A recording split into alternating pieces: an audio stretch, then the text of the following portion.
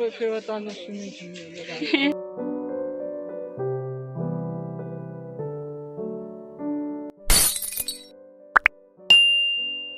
？हेर्दा हेर्दै युके आएको पनि अलमोस्ट 6 मन्थ पुरा हुन लाग्यो। अनि यो भिडियो मैले नेपाल हुँदादेखि नै युके गएर अपलोड गर्छु भन्ने सोचेर बनाएको थिएँ। तर 6 मन्थ हुँदा पनि अझैसम्म मैले मोटिभेसन ग्यादर गर्न सकिरहेको थिइनँ यो भिडियो अपलोड गर्नलाई। आज फाइनली भोइस ओभर गरेर यो भिडियो अपलोड गर्दैछु। सो हेलो एभ्रिवान, मेरो नाम सिमाना कर्मचारी हो र म नेपालबाट हो भन्ने त हजुरले थाहा पाइसक्नुभयो। अनि अहिले चाहिँ 6 मन्थदेखि म स्टुडेन्ट भिजामा युके बसिरहेको छु।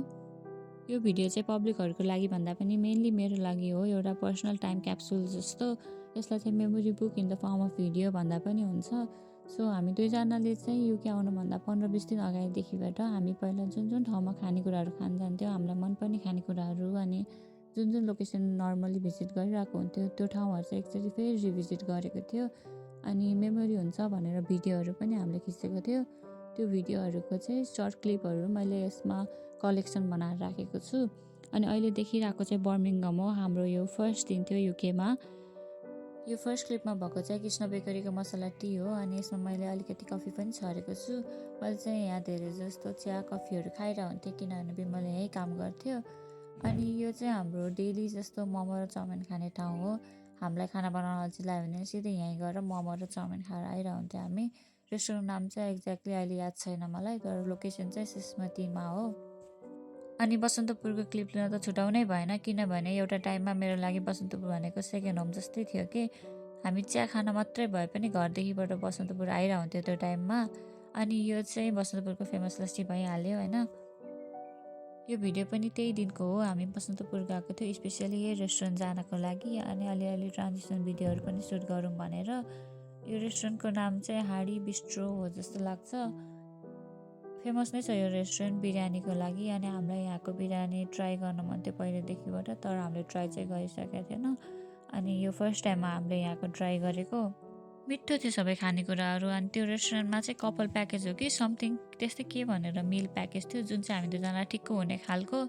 अनि यो कोक चाहिँ त्यसैमा इन्क्लुडेड थियो कि हामीले छुट्टै किन्यो भनेर बिर्स्यो। तर यतिको जे होस् हामीलाई अराउन्ड नेपाली 1300 रुपिस परेको थियो। त्यो प्याकेजमा चाहिँ के आएको थियो भन्दाखेरि यो ठुलो भाँडामा चाहिँ हामीलाई चिकन बिरयानी आएको थियो। अनि त्यसपछि त्यो सलाद, अनि डेजर्टमा चाहिँ दही र गुलाब जामुन दिएको थियो। अनि बिरयानीसँग खानको लागि त्यो मेयोनिज र के मिसाएको जस्तो समथिङ खै थियो भने लिक्विड दिएको थियो त्यो। अनि चिकन हट विङ्स पनि दिएको थियो। त्यो चाहिँ एकदम मिठो लाग्यो किनभने मलाई हट विङ्स यतिकै पनि मिठो लाग्छ। अनि त्यहाँको पनि एकदम मिठो लाग्यो मलाई चिकन हट विङ्स। अनि यति नै हो, खानेकुराहरू चाहिँ यति नै थियो, तर दुईजनाको लागि इनफ नै थियो। मजाले इन्जोय गरेर खान पुग्ने दुईजनाको लागि ठिक्क हुने खालको मिल थियो।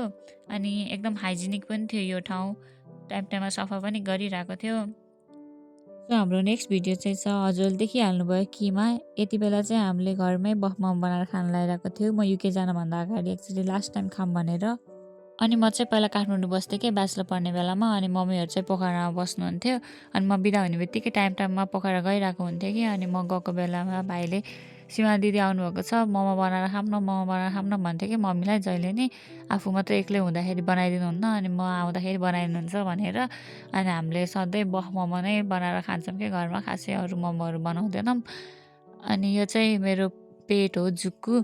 अनि उसलाई चाहिँ एकचोटि मम्मीले झुकेर मोमो खानिदिनु भएछ कि तातै।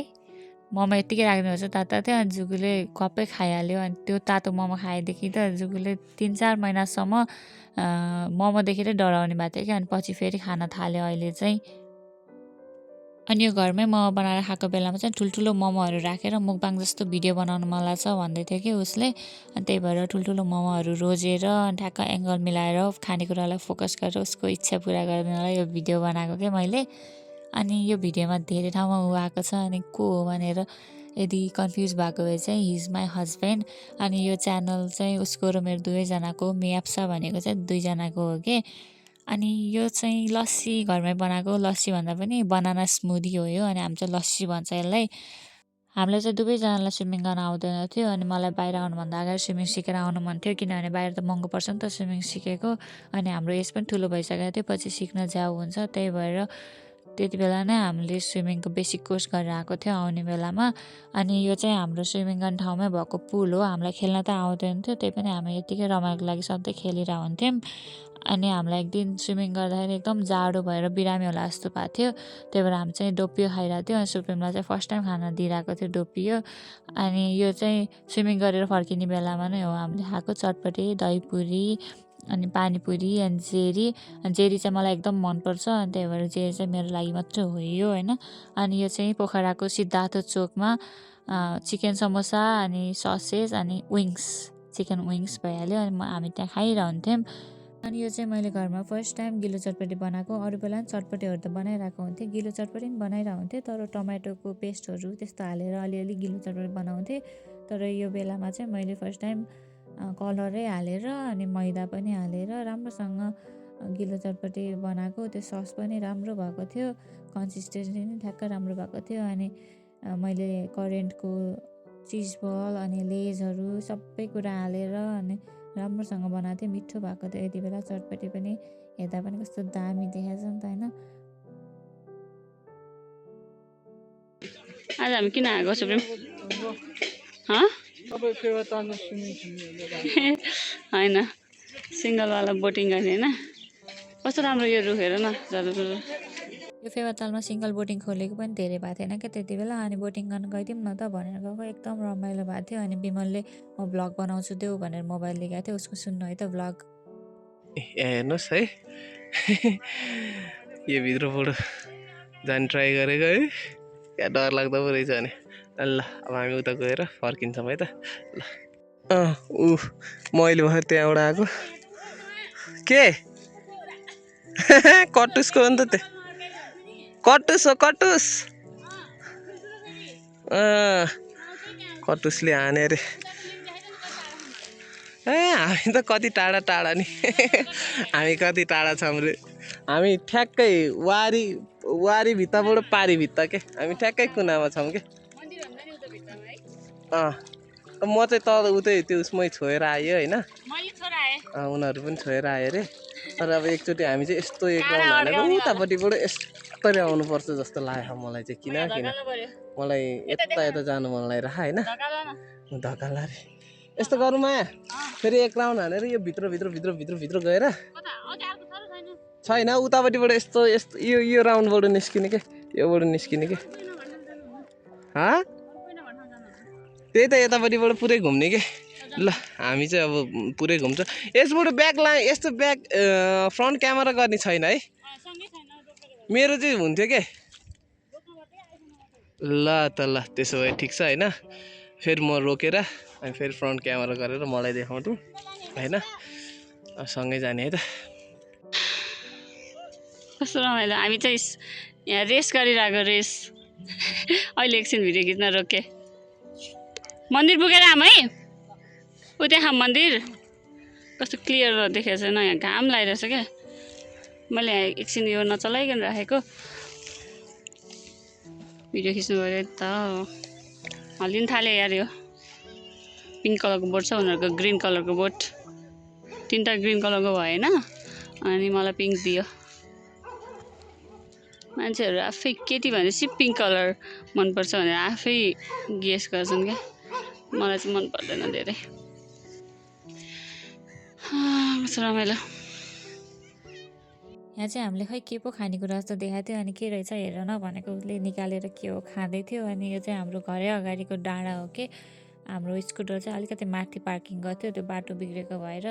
अनि त्यही भएर स्कुटर माथि रोकेर अनि हिँड्दै घर आइरहेको बेलामा त्यो के देखेर हामीले टिपेको थियो कि। अनि यो क्लिपहरू चाहिँ अलि अगाडिको हो। त्यति बेला हामी मारवाडीमा गएर मिठाईहरू खाएको थियो। अनि हामीले भिजा लगाइसकेपछि नि फेरिबाट यहाँ आएर मिठाईहरू खानुपर्छ है भनेको थियो, तर भ्याउँदै भएन। अनि त्यस्तो अरू पनि कति ठाउँहरू छ जुन ठाउँमा चाहिँ हामी टाइममा हामीलाई मनपर्ने खानेकुराहरू खान जान्थ्यौँ। त्यो सबै ठाउँहरू चाहिँ हामीले लास्टमा रिभिजिट गर्न भ्याएनौँ। अनि अहिले यता युके आएपछि एकदम याद आउने खानेकुराहरू भनेको चाहिँ मलाई लाफिङ होइन, अनि किमा नुडल्सहरू, अनि कर्नडक पनि कस्तो याद आएर हुन्छ। अनि यस्तै यता युके आएपछि याद आउने भनेको यस्तै स्पाइसी खानेकुराहरू हो होइन। गुलियो खानेकुराहरू त जति पनि पाउँछ यता।